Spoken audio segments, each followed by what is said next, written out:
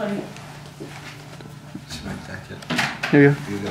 I'll get this when she falls on camera, so I can get 250 quid off you've been framed. Go on, fall on purpose so I can get money. There you go. Ah. That's the thing though, with the you being framed you get £250. It was the same 10 years ago. It hasn't gone up in line with inflation. I think we should make a policy for YouTube. And I'm in final year studying history actually. Hi, I'm Andrew. I'm the Strathclyde Lieutenant President, and I'm also running to be the NUS delegate for conference for Strathclyde. So.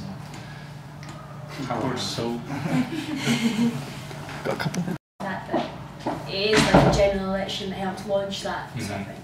And the next big general election is like probably one of our most.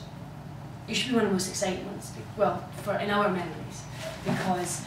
Being what, the Westminster one? Yes, yeah, the Westminster was the European one. Yes, was the European one, yeah. The European one very How do you know? Some of us remember 97, you young well, some of us do. European. If this is going to launch him, then it would be another 5 years before he had a proper reputation that was similar to. See, that's not necessarily so, because Charles Kennedy in 2001 was. I mean, I was in Hillhead Library about.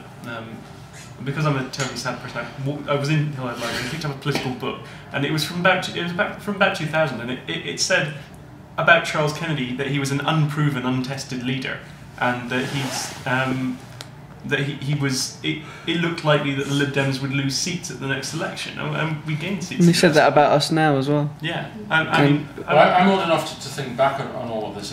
In my time, I mean, when Joe Grimman was leader, it was before he became leader. Before I was kind of old enough to know about these things, the party had almost vanished. It had gone from being the party of government in the early years of the century to, I think it had 1.2% or something in the 1951 elections. So Joe Grimman brought it back.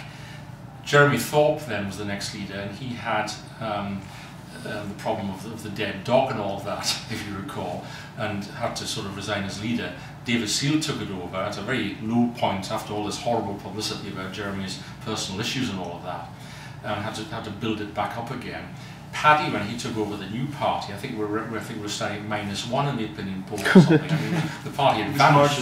It was beaten by the Greens in the European elections just before that, and it disappeared off the ground. Everybody said, well, you know, Paddy will never make anything of this. Who is this guy? We've never heard of him, and blah, blah. So most leaders have had that sort of problem. And as you rightly say, Charles Kennedy had it in 2000 and... when did you know leader?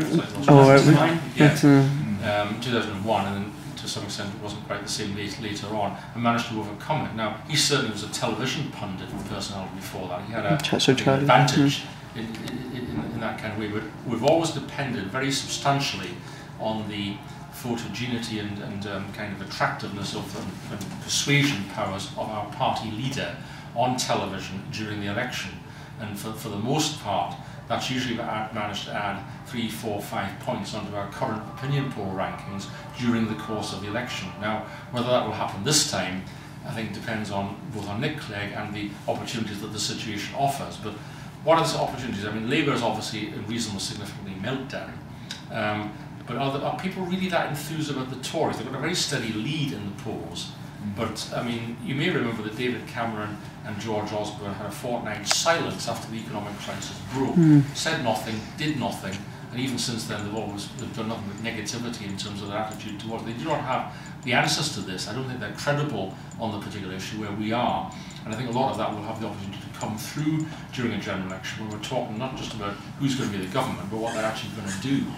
And I think against that background, the opportunities are there.